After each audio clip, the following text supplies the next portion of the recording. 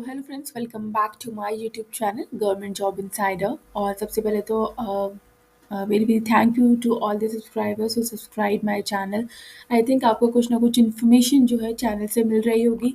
और आज हम एक और टॉपिक है जो जीडीएस का ही टॉपिक है कि सिलेक्शन का क्राइटेरिया क्या होगा।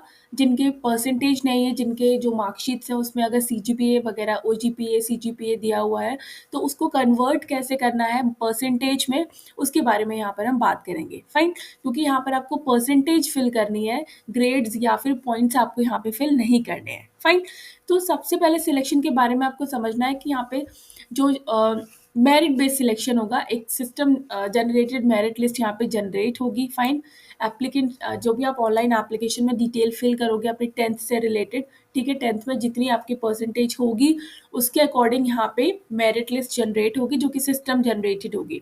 मेरिट लिस्ट प्रिपेयर्ड होगी, जो भी मार्क्स ऑब्टेन्ड जो आपने ऑब्टेन किए होंगे, कन्वर्जन ऑफ ग्रेड्स और points to marks in secondary school examination of 10th standard of recognised boards aggregate to percentage to the accuracy of 4th decimal.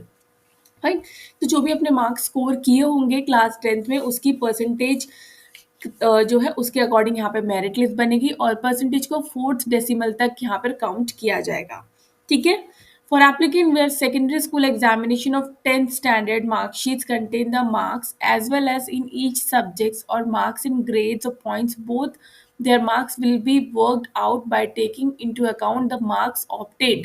ठीक है, तो यहाँ पे एग्रीगेट देखा जाएगा, ठीक है, सब्जेक्ट वाइज नहीं देखा जाएगा। आपके टोटल जो मार्क्स है, जो मेरिट बनेगी वो एग्रीगेट के थ्रू बनेगी। In case any applicant applies with grades or points instead of marks, his or her application will be liable for cancellation। So अगर आप सोच रहे हो कि आप ग्रेड फिल कर दोगे या फिर सीजीपीए फिल कर दोगे तो इसकी वजह से आपका कैंसिलेशन, आपका जो एप्लीकेशन फॉर्म है वो कैंसिल हो सकता है। आपको सिर्फ परसेंटेज फिल करना है, आपको ग्रेड या फिर सीजीपीए आपको वहाँ पे एंटर नहीं करना है। ठीक है, however if for any particular subject only grades are mentioned in the mark sheets, then for that subject grades can be mentioned and the same need not to be converted to the marks by the candidate। so अगर किसी एक particular subject में आपको grade मिला हुआ है, आपको उसे कन्वर्ट करने की कोई ज़रूरत नहीं है। लेकिन आपको अगर पूरे सब्जेक्ट्स की बात करें तो वहाँ पे आपको परसेंटेज या मार्क्स ही एंटर करना है वहाँ पे। फाइन, वहाँ पे आपको सीजीपीए या फिर ग्रेड्स एंटर नहीं करना है। अब आप देखो यहाँ पर जब आपको ग्रेड्स मिलते हैं या फिर आपको सीजीपीए मिलता है तो उसकी परसेंटेज कैसे आप निकाल सकते हो। जैसे किसी ने कहा कि उसका 10 ग्रेड पॉइंट 10 है, तो आपको इसे 9.5 से मल्टीप्लाई करना है। तो 9.5 से मल्टीप्लाई करोगे तो 10 10 कैंसिल, तो 95 यहाँ पर आपकी जो परसेंटेज बन जाएगी वो 95 बन जाएगी। फाइन, इसी तरीके से ये है 9 है, अगर किसी का ग्रेड पॉइंट 9 है तो 9 इंटू 9.5। ठीक है, तो इसी तरीके से आपको जो ग्रेड पॉइंट है उसको मल्टीप्लीकेशन फैक्टर जो है 9.5 से आपको मल्टीप्लाई करना है। इससे आपकी परसेंटेज जो है वो निकल कर आ जाएगी। अगर आपका ग्रेड है A1 है, A2 है, B1 B2 C1 C2 D, तो आप देख सकते हो कि अगर आपका C2 है तो आप देखो आपका ग्रेड पॉइंट 5 होगा, तो आपको 5 को 9.5 से मल्टीप्लाई करना है और आपकी जो परसेंटेज है वो निकल कर आ जाएगी। फाइन, इसमें कोई डाउट होगा तो आप मुझे कमेंट बॉक्स में लिख के बता सकते हैं और आपका ग्रेड और पॉइंट जो भी है उसे I will convert into that points. In case of marks, list contain the grades or points. Marks will be reckoned by taking the conversion of grades and points with multiplication of 9.5 against the maximum points or grades as 100। तो आपको multiplication factor जो 9.5 है उससे आपको multiply करना है, इससे आपकी जो percentage है वो निकल कर आ जाएगी। Where cumulative grade point average यानी CGPA provided, the marks will be arrived। आपको 9.5 से मल्टीप्लाई करना है। अगर आपका CGPA दिया है, ठीक है, तो 9.5 से मल्टीप्लाई करेंगे तो आपकी परसेंटेज निकल के आ जाएगी। It is to clarify that the candidate are not required to convert their points or grades into marks and are required to mention the grades or points only while filling up the online application। The conversion of grades or points to the marks would be carried out by the system before declaration of the result for the purpose of arriving at the merit। ठीक है, अब कुछ points, कुछ boards ऐसे होते हैं, there are certain boards like Delhi board of school education which award both percentage and the grade point in the secondary school certificate.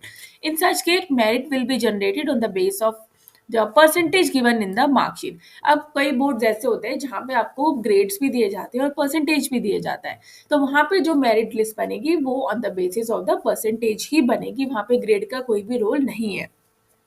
और applicant को भी परसेंटेज ही फिल करना है against each subject while filling up the application form. In case an applicant apply with grade points instead of percentage, उसका जो application है वो cancel हो जाएगा। ठीक है, तो आप समझ गए होंगे जो भी Delhi board of school education से हैं, अगर आपको ग्रेड और परसेंटेज दोनों ही दिया है तो आपको तो परसेंटेज ही फिल करना है। फाइन, सबको परसेंटेज ही फिल करना है, एक्सेप्ट अगर कोई एक पर्टिकुलर सब्जेक्ट में ग्रेड दिया हुआ है तो आप उसे ग्रेड फिल कर सकते हो। अब बात करते हैं state board of school education, जो तमिलनाडु की बात करें तो वहां पे उन्होंने award has not awarded marks or grade point to their candidates for the year 2020-21 due to the COVID and instead awarded a pass certificate to all the students। तो ये बात करें तमिलनाडु में 2020 से 21 के जो कैंडिडेट्स रहे होंगे, ठीक है, 10 स्टैंडर्ड्स के, वहाँ पे ना तो किसी को ग्रेड दिया गया ना किसी को परसेंटेज दिया गया, वहाँ पे एक कॉमन पासिंग सर्टिफिकेट जो दिया गया है, पासिंग परसेंटेज दी है जो कि 66.67% है। तो candidate has to select pass against each subject while filling up the application form. आपको सब में पास पास लिखना है और आपकी जो ओवरऑल परसेंटेज है that is 66.67% in each case में। फाइन, while preparing the merit list in a list case of tie, अगर टाई हो जाता है तो same would be decided on the basis of the, सबसे पहले आपकी डेट ऑफ बर्थ देखी जाएगी, ठीक है, ST trans women, ST female, SC trans women, SC female, OBC, तो इन सब के सबसे पहले जो ऑर्डर होगा वो ये ऑर्डर होगा अगर दो टाई हो जाता है तो किसी के बीच में। Fine, application submitted without complete data वो रिजेक्ट हो जाएगा। In case of an applicant, अगर कोई रॉन्ग डॉक्यूमेंट और इन्फॉर्मेशन फिल करता है एंड अननेसेसरी डॉक्यूमेंट्स, हिज और her candidature will be reject. Shortlisted applicant will have to submit an undertaking in the format annexed as Annex 9 regarding liability in case of furnishing fake or incorrect information details in the form. Candidate must enter their name, date of birth, father name and mother name strictly as given in the matriculation certificate। आपको बहुत carefully form को fill करना है, सारी details आपको अपने 10th का जो आपका सर्टिफिकेट है, 10th की जो आपकी मार्कशीट है उसके अकॉर्डिंग ही फिल करना है। अपना नाम, अपने पेरेंट्स का नाम, अपनी डेट ऑफ बर्थ, ठीक है, जो भी डिटेल्स है you have to fill according to the matriculation certificate. Fine, और जब भी आप रजिस्ट्रेशन कर रहे होते हैं किसी फॉर्म के लिए, चाहे वो जीडीएस हो, चाहे वो आरआरबी का हो, आरआरबी की कोई भी फॉर्म हो या कोई भी एग्जाम्पल XYZ, आपको रजिस्ट्रेशन के टाइम पे जो आप डिटेल्स फिल करते हो that should be filled very carefully, because कभी कभी यही होता है, मोस्ट ऑफ द टाइम जो डिटेल्स आप रजिस्ट्रेशन में फिल करते हो वो एडिट या करेक्ट नहीं हो पाती हैं।